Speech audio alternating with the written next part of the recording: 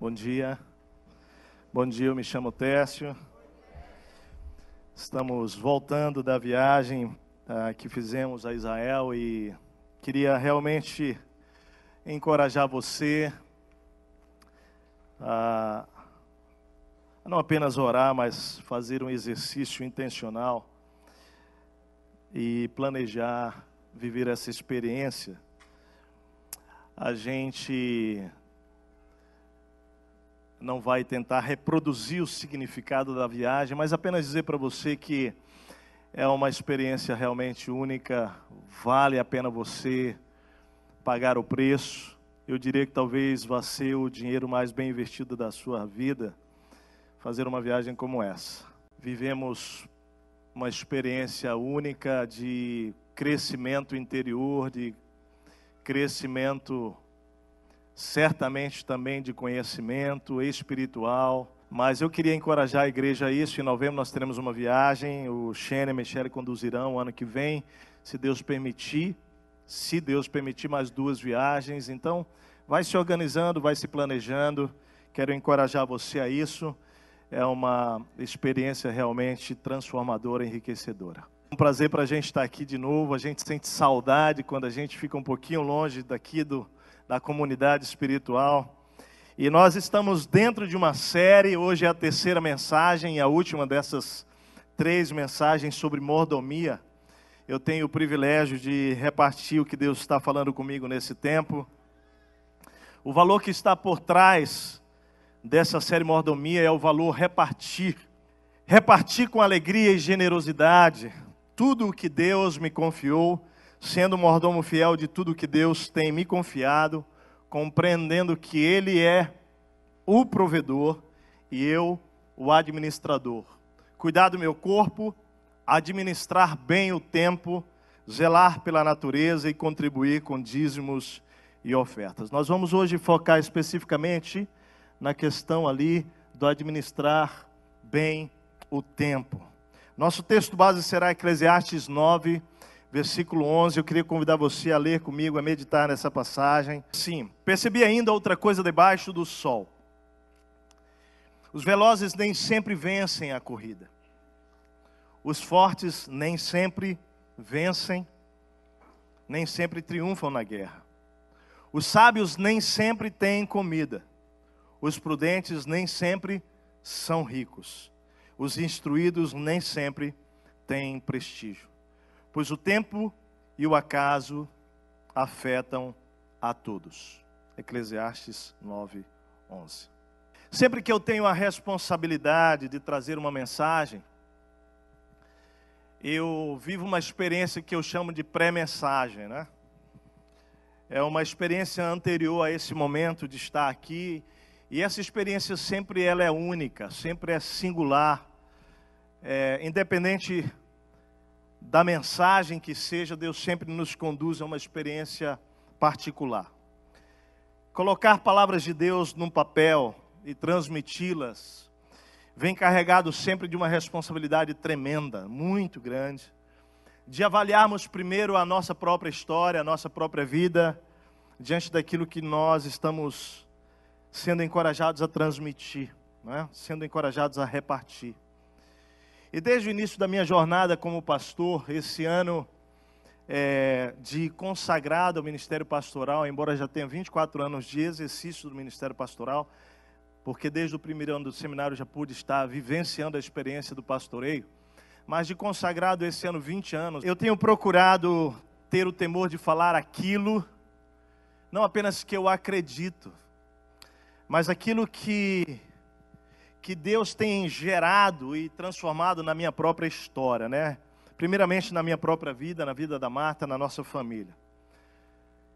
Mas existem alguns momentos em que nós pregamos para nós mesmos. Eu diria, e eu vou chamar essa pregação de pregação online.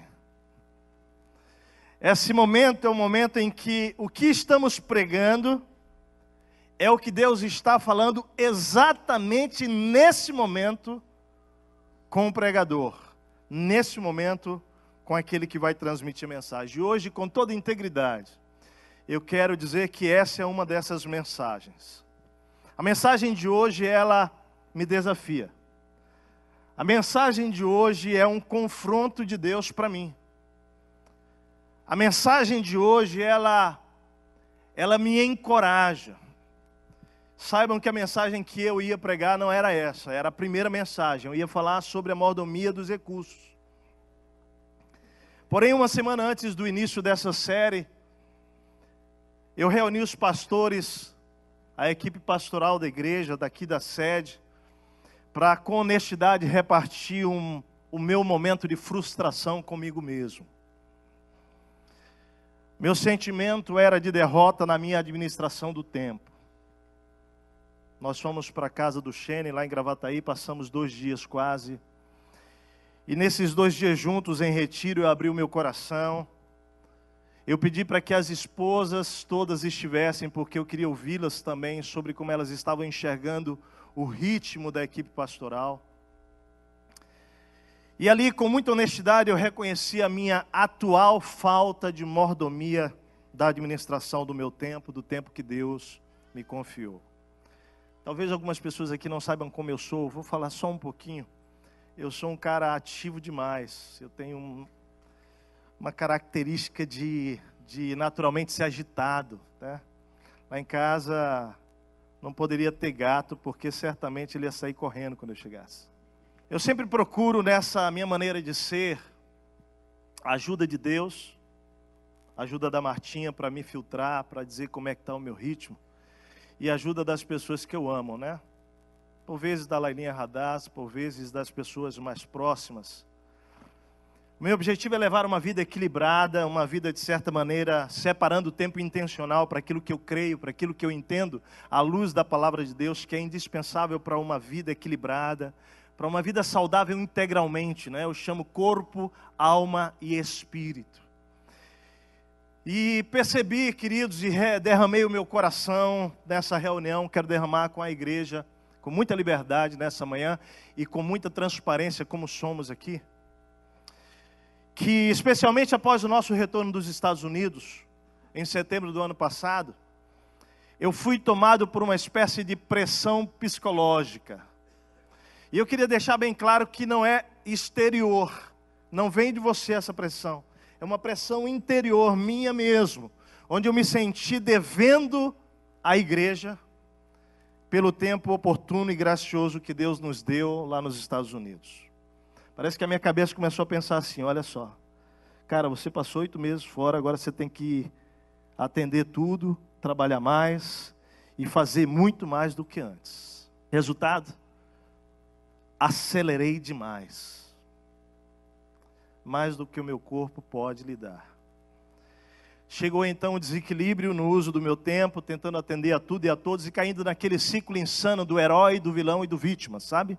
Que a gente fala aqui muito sobre isso. E por incrível que pareça, com todo o esforço, com toda a doação, ainda assim o sentimento profundo de dívida foi aumentando no coração. Talvez aqui mesmo existam pessoas que eu não consegui atender. Eu quero dizer que eu estou nesse contexto tentando me recuperar. Consequência, tristeza, sobrepeso, sentimento de culpa, pesar, irritação, frustração e cansaço, muito cansaço. Ou seja, quando nos perdemos na nossa administração do tempo, na nossa mordomia do tempo, todas essas emoções podem nos tomar e nós nem nos darmos conta. E o pior ainda é não querer admitir, ficar na negação, né? No final desse encontro com a equipe lá então, desses quase 2 dias, após a minha confissão e pedido de perdão aos meus amigos, sim, porque tenho o privilégio de trabalhar com amigos.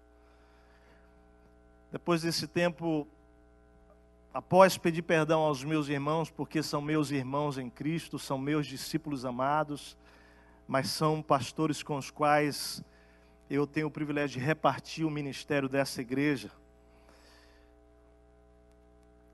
E é interessante porque o meu pedido de perdão não era só pela minha condição, mas era por perceber que a minha vida acelerada estava acelerando a vida deles também e a família deles.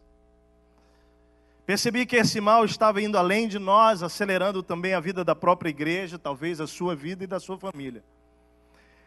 E aí juntos nós decidimos então reorganizar a nossa agenda. Agenda pessoal e agenda ministerial e agenda da igreja, consequentemente, aos poucos nós iremos compartilhando isso com vocês. Algumas coisas irão mudar. Eu tenho uma responsabilidade de pedir desculpa à igreja nessa manhã. Cabe a mim admitir que meu ritmo certamente pode ter ferido a consciência e família de muitos aqui. E, portanto, eu preciso pedir desculpas se isso aconteceu com você, não é? Talvez até com alguns dos quais eu não pude atender. Queria deixar uma coisa clara. Zé Luiz, que me conhece aqui há mais tempo do que talvez todo mundo, vai entender o que eu vou dizer. Eu e a Martinha e a nossa família amamos demais a Jesus, amamos o seu reino, desejamos profundamente ver pessoas dessa cidade, do Rio Grande do Sul, do Brasil e do mundo aos pés de Cristo. Pessoas amando e cuidando de pessoas como Jesus amou, pessoas apaixonadas por Ele. Mas eu estou certo de que para isso nós não precisamos atropelar valores inegociáveis que Deus tem para mim e para a sua família. Amém? Essas foram as minhas palavras finais naquele encontro, dizendo: nós vamos reorganizar. Depois reuni o restante da equipe toda aqui, os seminaristas e missionários, reparti com eles também, manifestei o meu coração e o meu pedido de desculpa. Mas uma vez feito essa reparação pública aqui também, queridos, eu me sinto responsável por isso. Eu quero convidar você a orar nessa manhã, mais uma vez pedindo ao Pai graça para que Ele possa nos ajudar então, como é que a gente pode organizar as coisas. Você vem comigo, entendeu?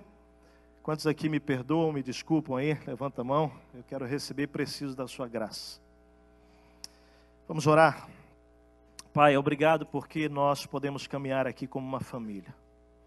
Sem máscaras, sem medo de se expor, mas do contrário, mostrando a nossa humanidade, a nossa limitação e nossas fragilidades que por vezes nos tomam. Obrigado, Deus, porque em Ti nós podemos crescer, aprender, e porque o Teu Espírito fala conosco que nós podemos arrumar a rota, voltar para o centro, voltar para as Tuas boas mãos de graça, de amor, e retomar a jornada de onde falhamos. Eu peço que agora o Teu Espírito me unja, me capacite e fale conosco, e que sejamos edificados pelo Teu Espírito e encorajados a ver uma vida organizada. Ó Deus, administrando esse recurso do tempo que o Senhor colocou nas nossas mãos, de forma que glorifique o Teu nome. Em nome de Jesus, amém. Amém. Eu não sei como está a tua alma, eu não sei como está você fisicamente, eu não sei como está o teu estado. Mas, querido, o texto que lemos começa dizendo, afirmando, que nem sempre os velozes vencem a corrida, que nem sempre os fortes triunfam numa batalha, numa guerra. Isso é impressionante. A gente lá agora em Israel pôde ouvir um pouquinho deles contando das guerras pelas quais eles passaram. E um desses homens que vai estar conosco ainda esse ano aqui, que é um rabino messiânico, que lutou nas 3 guerras, querido, em 3 guerras, na de 48, na de 67, na de 73, ele narrando como eles venceram uma dessas batalhas. Eles tinham apenas 2 canhões de guerra, 2 tanques, e eles tinham apenas 2 aviões, e tudo era realmente assim, coisa já de muito tempo, e como Deus os capacita a vencer aquela batalha numa estratégia de tempo. E é exatamente o que o texto está dizendo. Eles estavam lutando contra a Síria, eles estavam lutando contra a Jordânia que havia sido treinada pelo exército inglês. Eles estavam lutando contra o Egito, e apenas com 2 canhões, com 2 aviões sucateados e com 2 tanques de guerra, eles vencem a batalha. O texto está dizendo isso. Nem sempre os fortes triunfam na guerra. Nem sempre os sábios têm comida, nem sempre os ricos são os prudentes, como também os instruídos nem sempre têm prestígio. O autor deixa claro a razão. O tempo e o acaso afetam a todos.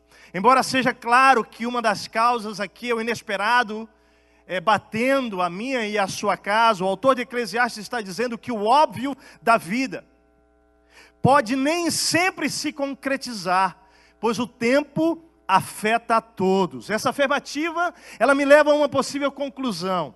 Os mais velozes, os mais fortes, os mais sábios, os mais ricos e mais instruídos, nem sempre chegarão onde poderiam chegar, e uma das razões é o tempo, ressaltando assim o valor que ele tem. Poderia então, queridos, a minha e a sua vida, presta atenção, acabar de forma contrária ao que seria possível e até óbvio por causa do tempo, seja porque ele se foi, passou muito rápido e eu nem notei, ou mesmo porque eu usei esse tempo de maneira má, eu não administrei bem.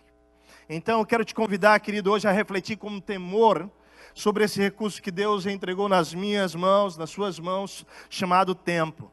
O Leandro já ministrou sobre mordomia dos recursos. Semana passada, o nosso querido Ranulfo, muito engraçadinho, inclusive, vou dar uma chega nele quando eu voltar. Está muito, até falando de Zeca Pagodinho, já o negócio está sério. Eu estava com ele ontem, eu já brinquei com ele, mas eu acho que ele quis se denunciar ontem, ele já contou essa história do Zeca Pagodinho. Eu falei, não, fica tranquilo, eu vou assistir a tua mensagem ainda. E realmente pude ouvir a mensagem, fui tão abençoado. Como é bênção, fui abençoado pelo Leandro, fui abençoado pelo Ranulfo. Tenho sido abençoado por cada pastor, cada servo de Deus aqui nesse lugar. Você também. Isso é privilégio, gente. Nós temos sido muito abençoados. Mas, querido, existe um recurso não palpável. Um recurso que não é concreto, não é um papel, não é dinheiro, não é físico, ao contrário, é abstrato e, portanto, um grande desafio para todos nós, para administrarmos. Chama-se tempo. Agora observe, a vida, a criação, o ciclo do desenvolvimento humano e da própria natureza, tudo está relacionado ao tempo, ao cronos. A criação do mundo se deu em 6 dias, ainda que alguns creiam em 6 eras, mas tudo é tempo.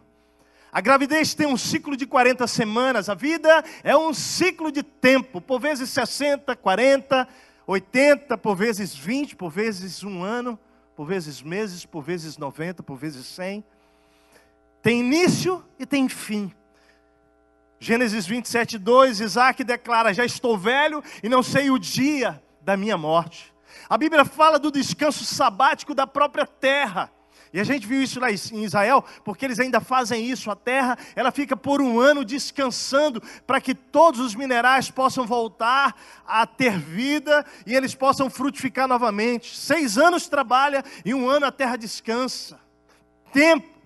Tempo, Levítico 26, 34, então a terra desfrutará os seus anos sabáticos, enquanto estiver desolada, e enquanto vocês estiverem na terra dos seus inimigos. E a terra descansará, e desfrutará os seus sábados. Enquanto estiver desolada, a terra terá o descanso sabático que não teve quando vocês habitavam. A Bíblia diz que há o tempo, o dia da salvação, o dia do socorro de Deus. Olha só, pois ele diz, eu ouvi no tempo favorável e o socorri no dia da salvação. Digo que agora é o tempo favorável, agora é o dia da salvação. Quando nos humilhamos diante de Deus, a palavra diz que há um tempo em que Ele vai nos exaltar. Portanto, humilhem-se debaixo da poderosa mão de Deus, para que Ele os exalte, o quê? No tempo devido. A Bíblia fala sobre o tempo em que Jesus seria levado aos céus, Lucas 9, 51. Aproximando-se o tempo em que seria levado aos céus, Jesus partiu resolutamente em direção a Jerusalém. Paulo, instruindo a Timóteo, fala sobre estar preparado para pregar a palavra, exortar, corrigir a tempo e fora de tempo, pois haverá um tempo onde as pessoas não suportarão a sã doutrina e se recusarão a ouvir a verdade. Olha o texto. Pregue a palavra, esteja preparado a tempo e fora de tempo. Repreenda, corrija, exorte com toda paciência e doutrina, pois virá o tempo em que não suportarão a sã doutrina. Ao contrário, sentindo coceiras nos ouvidos, juntarão mestres para si mesmos, segundo seus próprios desejos. Eles se recusarão a dar ouvidos à verdade, voltando-se para os mitos. Você, porém, Seja moderado em tudo, suporte os sofrimentos, faça a obra de um evangelista, cumpra plenamente o seu ministério. Palavras de Paulo a Timóteo, seu discípulo. Ele diz: eu já estou sendo derramado como oferta de bebida, e está próximo o tempo da minha partida. Há tempo apropriado para colher todo o bem que fizemos nessa terra, incansavelmente. Gálatas 6,9 diz: e não nos cansemos de fazer o bem, pois no tempo próprio colheremos se não desanimarmos. Ele fala também, a palavra fala também de uma coroa de justiça que nós receberemos um dia do justo juiz. Ele diz: combati o bom combate, terminei a corrida, guardei a fé. Agora me está reservada a coroa de justiça, que o Senhor justo juiz me dará. Quando, gente? Naquele dia, há um tempo, e não somente a mim, mas também a todos que amam a sua vida. O tempo, os cronos, para Jesus era um aspecto tão sério que até mesmo a hora de manifestar a sua ação de milagres. Olha que interessante, e de seus ensinos diante dos religiosos de Jerusalém, ele entendeu bem diferente dos seus irmãos. Olha só, o texto diz claramente assim: depois disso Jesus percorreu a Galiléia, mantendo-se deliberadamente longe da Judéia, porque ali os judeus procuravam tirar-lhe a vida. Mas ao se aproximar a festa judaica das cabanas, que era dos tabernáculos, os irmãos de Jesus lhes disseram, e aqui nós estamos falando dos irmãos, filhos de Maria e José, os outros irmãos, diz assim: ninguém que deseja ser reconhecido publicamente age em segredo, Jesus. Visto que você está fazendo estas coisas, mostre-se ao mundo, pois nem os seus irmãos criam nele. Então Jesus lhes disse: para mim ainda não chegou o tempo certo, para vocês qualquer tempo é certo. Aqui há um trocadilho do Cronos com o Kairos, nesse processo aqui da resposta de Jesus. O mundo não pode adiá-los, mas a mim odeia, porque dou testemunho de que o que ele faz é mal. A visão dos irmãos é do tempo, do Cronos, mas Jesus está falando agora do Kairos, daquele tempo específico na história, no Cronos, onde ele iria se revelar ali em Jerusalém. Tendo dito isso, permaneceu na Galiléia. Contudo, depois que os seus irmãos subiram para a festa, ele também subiu, não abertamente, mas em segredo. Na festa, os judeus o estavam esperando e perguntavam: onde está aquele homem? Entre a multidão havia muitos boatos a respeito dele. Alguns diziam: ele é um bom homem. Outros respondiam: não, ele está enganando o povo. Mas ninguém falava dele em público por medo dos judeus. Notem então, querido, que o tempo que Jesus foi elevado ao céu, bem como o dia e a hora que ele vai voltar, tudo é pensado, tudo é planejado. Deve ter algum recado de Deus para nós com isso, sim ou não? Se o tempo passa pela história da criação, se o tempo passa pelo ciclo da vida, se há tempo para todas as coisas, há um recado de Deus para mim. Fica claro à luz das Escrituras que Deus tem um plano de vida bem diferente do Zeca Pagodinho. Deixa a vida me levar, a vida levar eu. Bem diferente. O plano de vida de Deus para nós está ligado, ouça bem, a um presente chamado tempo. E o seu uso intencional está diretamente ligado ao seu propósito para construir a minha e a sua história. Por isso, o autor de Eclesiastes descreve a vida a partir do tempo. Ele vai dizer: para tudo há uma ocasião certa, há um tempo certo para cada propósito debaixo do céu.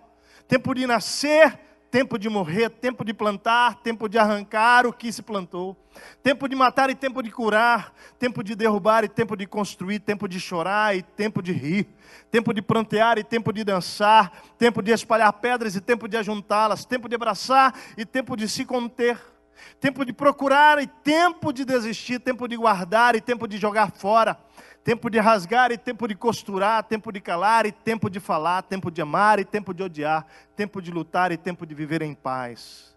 A Bíblia diz que ele fez tudo apropriado ao seu tempo. Também pôs no coração do homem um anseio pela eternidade, mesmo assim ele não consegue compreender inteiramente o que Deus faz. E é por isso que a gente se perde. Descobri que não há nada melhor que para o homem do que ser feliz e praticar o bem enquanto vive. Descobri também que poder comer, beber e ser recompensado pelo seu trabalho é o quê? Um presente de Deus. Isso é tão interessante, e esse texto para mim ele tem um valor, porque eu estava derramando para o meu coração, para os pastores, dizendo para eles, é tão incrível o que está acontecendo, porque quando eu pauso um pouquinho, falando desse processo de setembro para cá, quando eu tenho pausado um pouquinho para descansar, para usufruir do trabalho com a minha família, eu estou me sentindo culpado. Isso tem alguma coisa errada? E o texto aqui ele vai dizer isso, cara, olha só, poder comer, beber, com tua família, com teus amigos, e ser recompensado por Deus, é um presente de Deus, não tem culpa nisso. E o texto diz, sei que Deus, tudo que Ele faz, permanece para sempre. A isso nada se pode acrescentar, nada se pode tirar, e Deus faz assim para que os homens o temam. Então, amados, uma vez a gente olhando o embasamento teológico sobre tempo, que ratifica a importância de eu e você considerarmos o tempo como um presente de Deus para nós. Um presente sobre o qual nós devemos não apenas levar a sério, mas precisamos ser responsáveis em administrá-lo com fidelidade. Eu convido você a aplicar essa mordomia do tempo em 6 direções. Tempo para um relacionamento íntimo com Deus e seu reino. Administrar o tempo e colocar na gestão do meu tempo, um tempo intencional, para uma relação profunda e pessoal com Deus e com o seu reino. E essa relação, ela é pessoal e ela é coletiva. Deixa eu te dizer, querido, talvez na sua história familiar, e nós temos falado sobre isso, né? Nós temos aqui conversado com você que quando nós nos convertemos a Cristo, nós precisamos olhar para a nossa história de família, para a nossa cultura familiar, e nós precisamos pegar essa história de família, cultura, tudo que nós recebemos, e nós precisamos colocar essa história toda em xeque com aquilo que na relação da família espiritual, da família divina e dos valores da família de Deus, elas se confrontam, elas chocam, elas não combinam, e nós vamos precisar uma vez agora na família de Deus, entender que eu vou precisar abrir mão de uma cultura para viver agora a cultura do reino de Deus. E deixa eu te falar, nessa cultura do reino de Deus, Deus deseja ter relacionamento pessoal comigo e com você diariamente. Você crê nisso? Talvez na tua história familiar, Deus nem fazia parte dela. Talvez no teu contexto de família, Deus sempre esteve à margem. Essa questão de Deus, de orar, de ter comunhão, de buscar Deus, isso aí nunca fez parte. A propósito, você viveu a sua vida na força do braço. Você lutou sozinho, você guerreou sozinho. Deus sempre esteve longe de você. Mas deixa eu te falar, dentro do cenário do plano divino para você e do que Ele entregou para você, tempo, Deus deseja que você tenha nesse tempo relacionamento pessoal com Ele e com o reino dEle. E aí, amados, eu quero te desafiar a isso, a desfrutar disso, porque Deus, Ele é uma pessoa. Amém? Deus é uma pessoa com quem você pode se relacionar. Como é que eu posso fazer isso? Deixa eu te encorajar, queridos. Eu e você precisamos colocar na nossa agenda, na nossa mordomia de tempo, tempo para comunhão com Deus através da oração. Eu quero te encorajar, nem que seja, comece orando 5 minutos por dia, falando com Deus, abrindo seu coração, chamando Deus para dirigir a sua vida, chamando Deus para te dar conselhos nas decisões da tua história. Coloque Deus no centro da sua família, da sua vida, querido. Peça para que Ele te dê visão sobre o futuro. Peça para que Ele te mostre as decisões mais certas da tua vida. Ore, leia a palavra. Dedique tempo para ouvir Deus através da sua palavra. A Bíblia é a palavra de Deus, é Deus falando para você, é Ele revelando os valores dEle para você. Tenha tempo com Deus através de jejuns, de hábitos de jejuns, uma vez por semana. Pelo menos, construa isso na sua vida. Deus chama a mim e você para um relacionamento. Nós fomos criados para nos relacionarmos com Deus pessoalmente. E deixa eu te dizer uma coisa, por experiência própria. Todas as vezes que eu atropelo o tempo meu com Deus, a minha vida entra em desordem. A minha vida entra em desordem. A minha família entra em desordem. Eu quero te fazer entender nessa manhã que Deus te deu um presente chamado tempo e que a principal ação minha e sua com esse tempo é nos relacionarmos com o Deus do tempo. E talvez alguns de nós pensem assim: pastor, mas eu não tenho tempo para isso porque é tanto trabalho. Mas, querido, a palavra diz, querido, lá no Salmo, que enquanto você, querido, dorme, descansa, Deus trabalha por você. Eu quero te encorajar a isso. Isso tem sido o desafio de Deus para mim, meu filho. Nada vai acontecer na Igreja Batista de Monte Serra por causa do teu ritmo. Não, querido, é por causa da minha presença na tua vida. Olha para trás, foi assim até aqui. E tem que ser assim daqui para frente. Com o desafio de ser melhor, não de ser pior. Ele tem um reino que está implantando e nos chama a buscá-lo.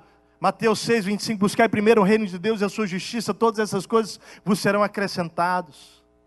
Quando a gente fala sobre essa questão de a gente investir na vida de pessoas, de nós discipularmos, de nós repartirmos o amor de Jesus com o nosso alvo de amor, de nós repartirmos o nosso recurso financeiro com os desfavorecidos, celebrar coletivamente a Deus e os seus feitos, servir pessoas, viver relacionamentos sinceros e profundos na sua célula, vivenciar cursos bíblicos, colocar Deus e o seu reino na sua agenda.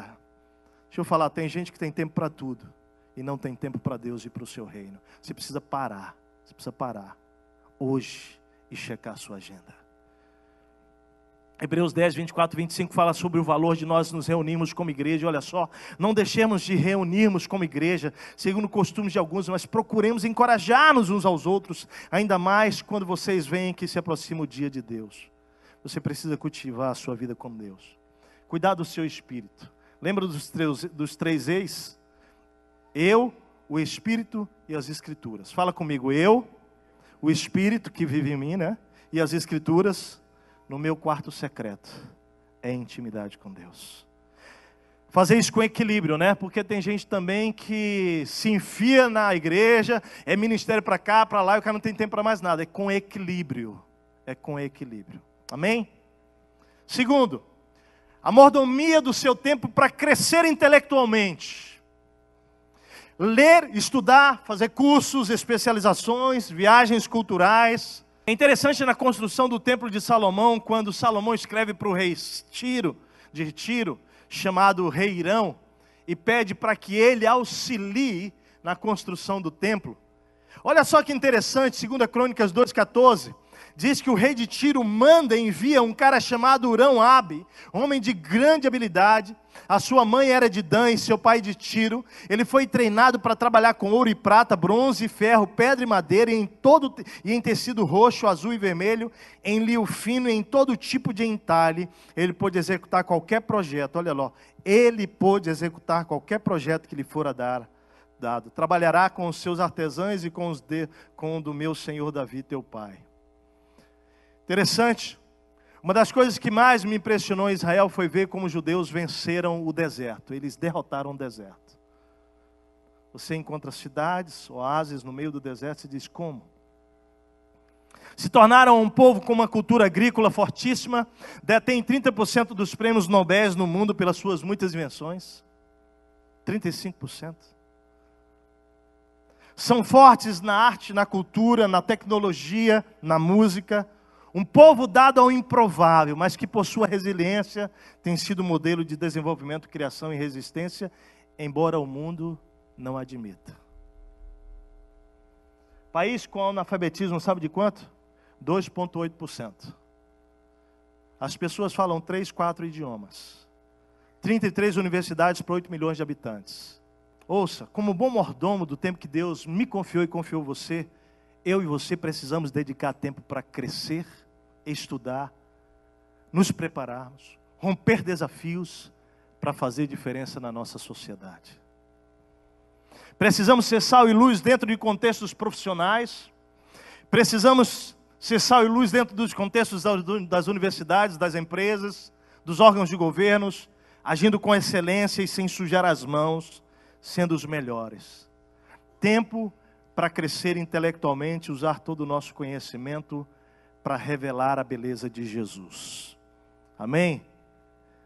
Se você é daqueles que não gosta de ler e estudar, eu quero te dizer que você precisa parar para colocar na tua agenda desafio de crescimento intelectual, Porque à medida que você se torna o melhor, você revela a beleza de Deus nesse mundo.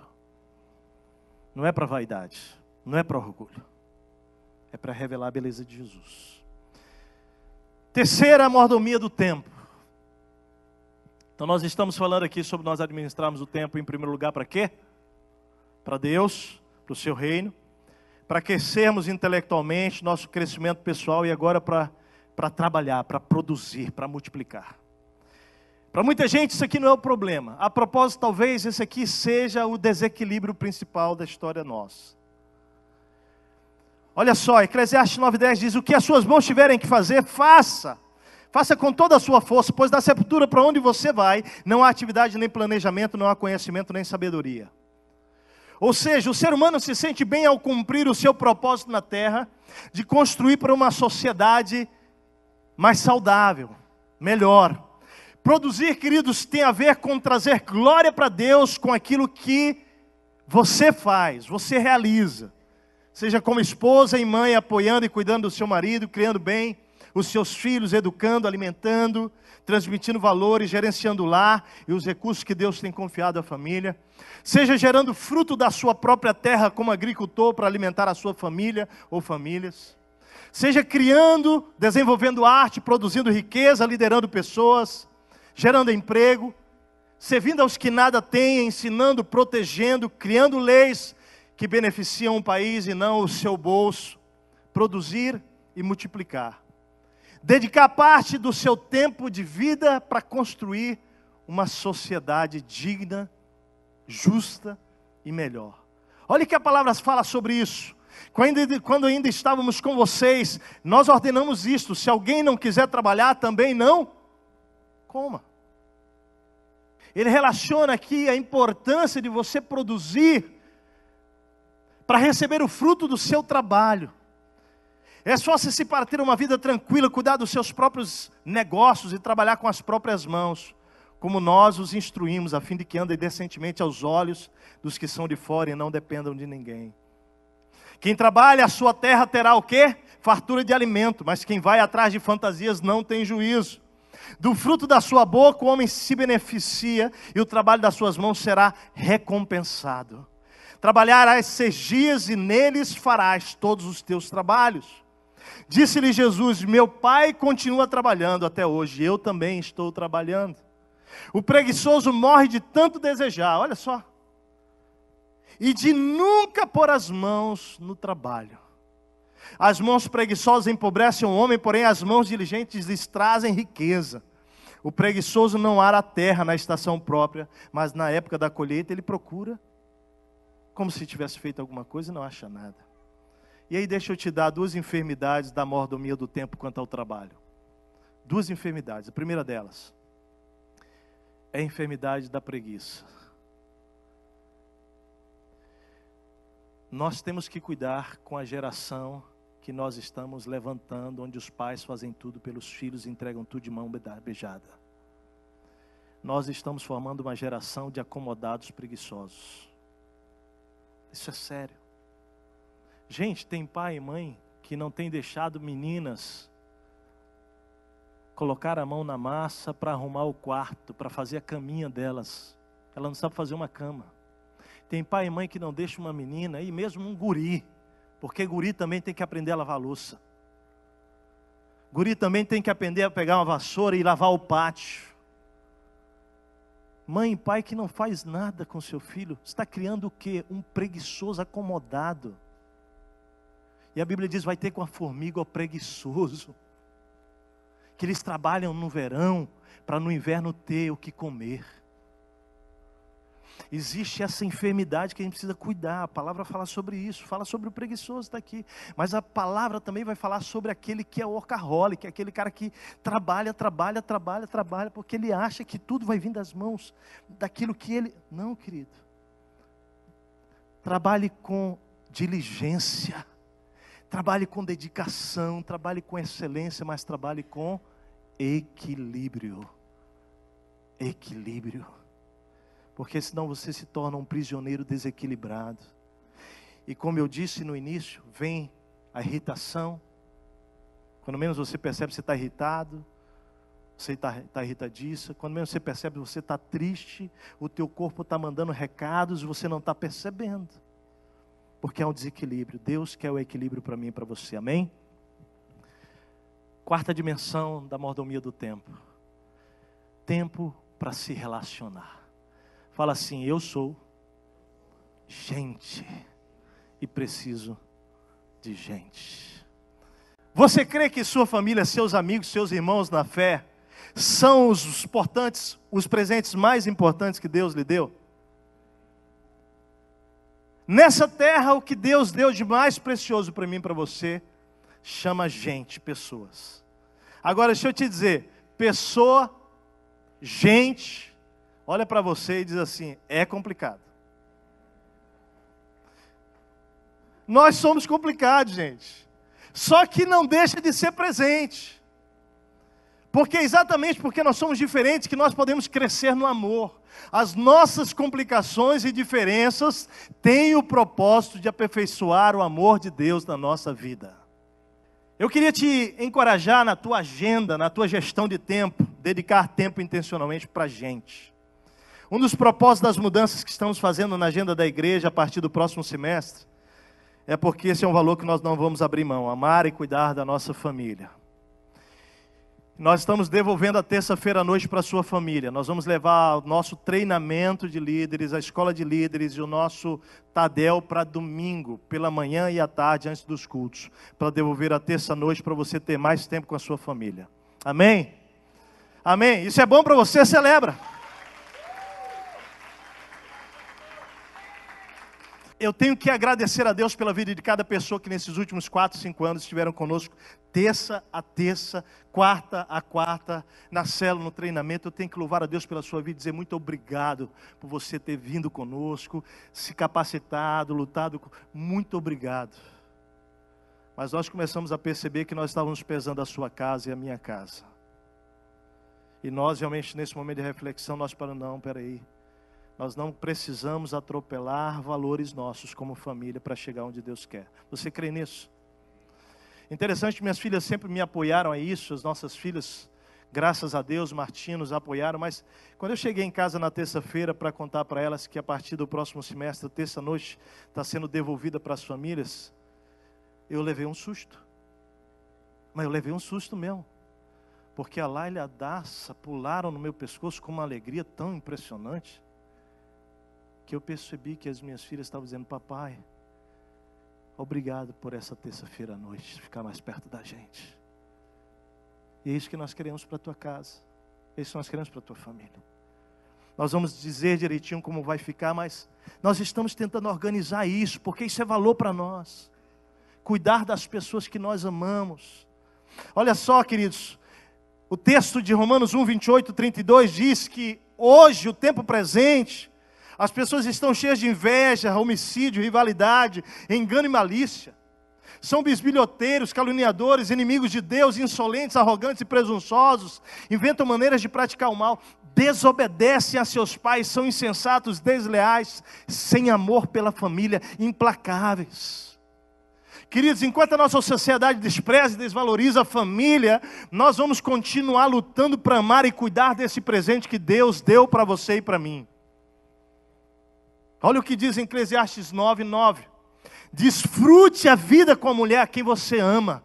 Todos os dias dessa vida sem sentido que Deus dá a você, debaixo do sol. Todos os seus dias sem sentido, pois essa é a sua recompensa na vida pelo seu árduo trabalho debaixo do sol. Então, respira fundo aí comigo. Faz assim. Pausa. Eu quero dizer que é o que Deus está falando para mim. Pausa, filho. Pausa. Brinca mais. Ria mais de você. Ria com a sua família. Converse. Faça programas intencionais. Viajem juntos. Sonhem juntos. Ouçam os corações uns dos outros. Orem uns pelos outros. Faz isso com a tua família. Pastor, eu estou sem grana. Então pega Poncã e vai para a beira do Guaíba no pôr do sol. Deixa eu te falar, querido. Se divertir com a família nunca teve a ver com dinheiro. Tem a ver com tempo, com intenção. das coisas mais que a Lailinha e a Datinha gostam de fazer, é quando a gente vai fazer um piquenique no meio de um parque, põe um lençol lá, e é capaz de você andar nessa cidade, alguns parques, e encontrar o Tércio e a Martinha lá, as crianças. Comendo o quê? Comendo lá, não é farofa não. Mas se for farofa, come farofa, tem problema. Farofa é uma delícia. Sabe por quê? Porque a vida ela não é feita de coisas extraordinárias, é de coisas simples. Mas o diabo impregnou uma mentira nessa sociedade que se você não tiver grandes coisas, você... Não é isso. O nosso povo está precisando é simplificar, não é complicar. Cultive os amigos. A Bíblia diz que há amigos mais chegados que irmãos. Olha só que coisa. Quem tem muitos amigos pode chegar à ruína, mas existe amigo mais apegado que um irmão biológico. Então invista tempo nos seus amigos. Chama para casa para comer um churrasco, tomar chimarrão, dividir as cargas uns dos outros. Dedique-se aos seus irmãos na fé, aos seus irmãos em Cristo, seus irmãos na sua célula. Olha o que diz o texto: levem os fardos pesados uns dos outros e assim cumpram a lei de Cristo. E a lei de Cristo é amar a Deus sobre todas as coisas, é o teu próximo como Ele amou você. Gálatas 6 diz: e não nos cansemos de fazer o bem, pois no tempo próprio colheremos se não desanimarmos. Portanto, enquanto temos oportunidade, façamos o bem a todos, especialmente aos da família da fé. Como é bom família, como é bom amigo, como é bom termos irmãos em quem confiar. Agora só uma dica sobre essa questão do tempo com amigos, com as pessoas, com teus vizinhos. Provérbios 25:17 diz assim, ó: não faça visitas frequentes à casa do seu vizinho para que ele não se canse de você e passe a odiá-lo. Então só uma diquinha assim, tá? Porque gente é bom, mas eu já disse, é complicado. Se for demais, vai te odiar. Então, vai com calma. Quinto lugar, tempo para pausar, tempo para descansar.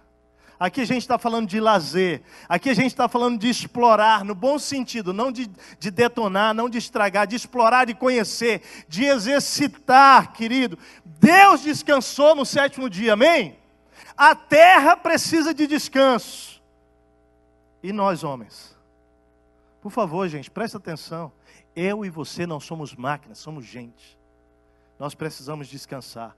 É princípio, e quando você quebra o princípio quebra você. Você precisa gerenciar o tempo que Deus lhe deu para ser renovado. Fazer exercício físico sistematicamente. Ranulfo já falou sobre isso semana passada, dos benefícios da corrida, pelo menos. Não é? Ter um lazer, ter um hobby.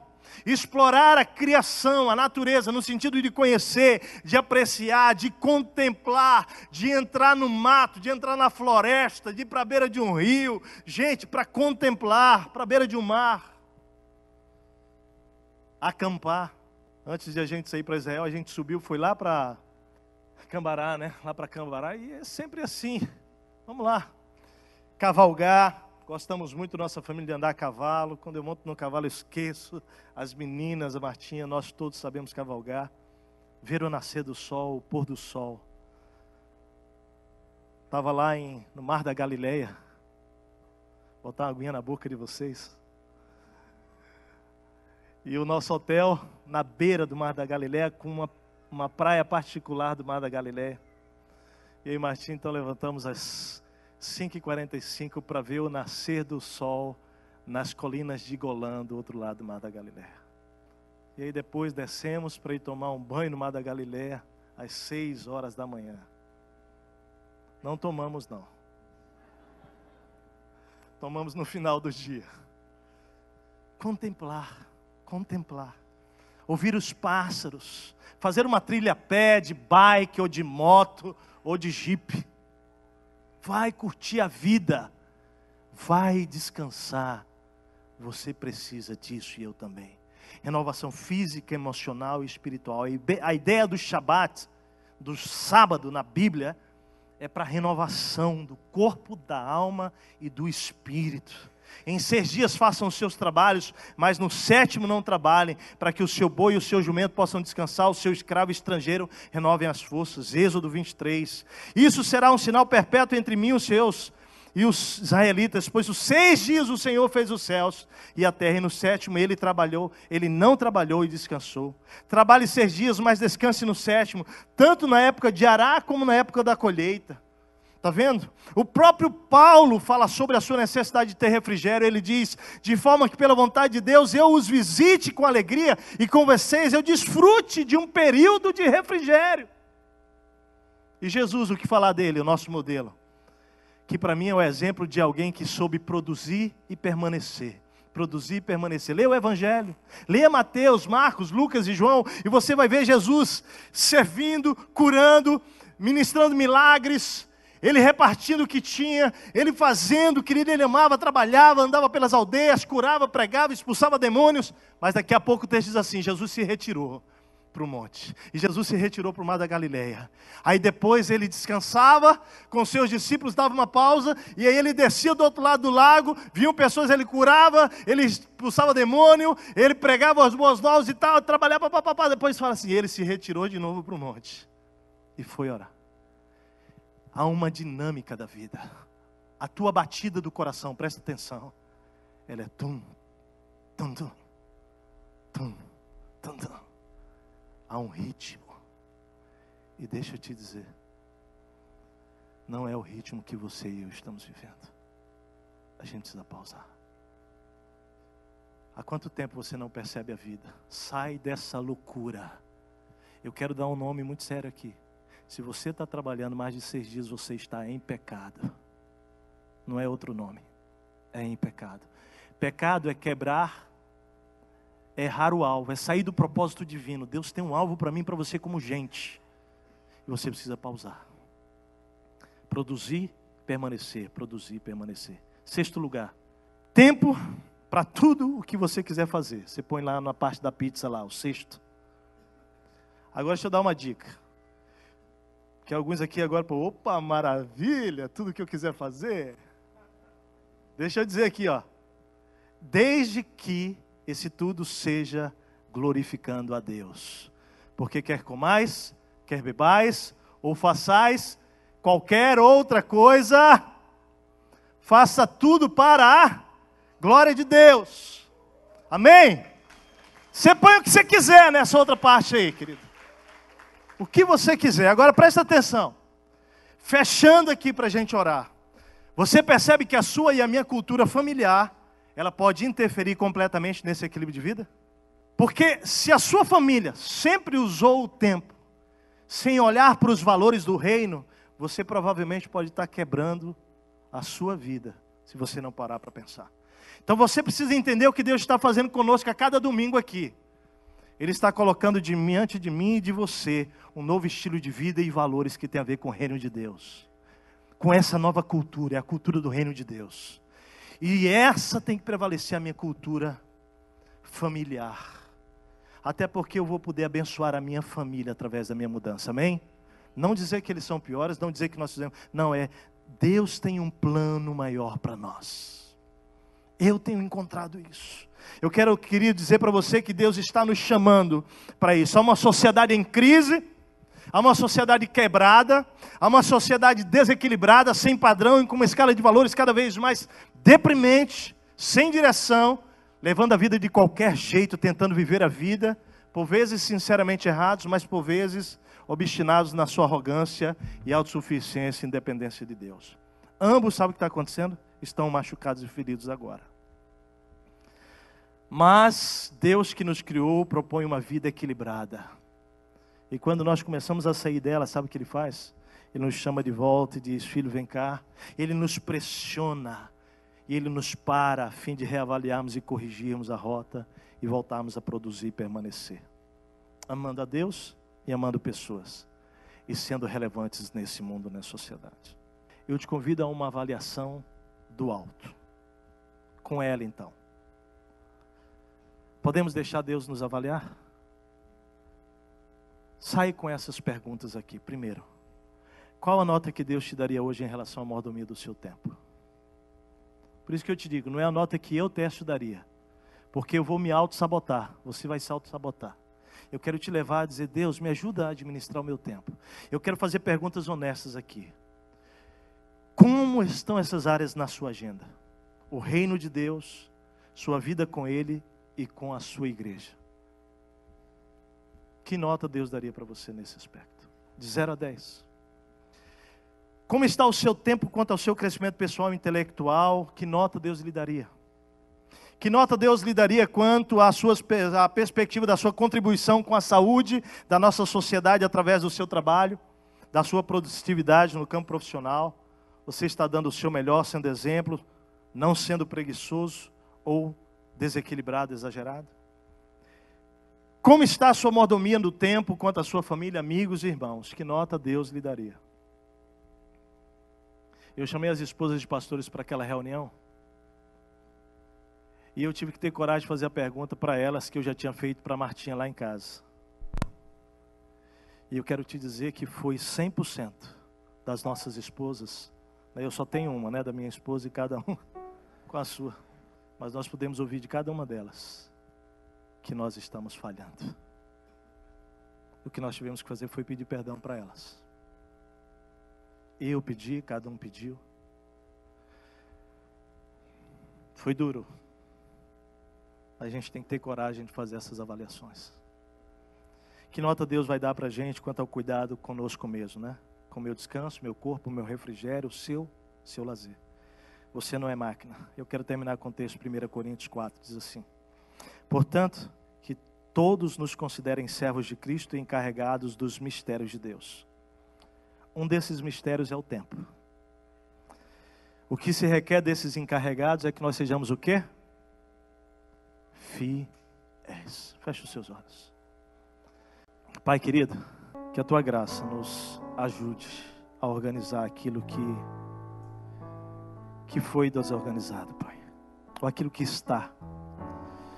Para que nós possamos viver com a saúde física, emocional e espiritual. Que nessa manhã haja resoluções aqui para a Tua glória, Senhor. Que o Teu amor, que a Tua graça, que o Teu cuidado, que a Tua direção nos leve a viver uma saúde que glorifica o Teu nome. Que cada pessoa aqui possa em Ti, Senhor, contigo, viver essa avaliação. É o que eu peço ao Senhor, no nome de Jesus. Amém.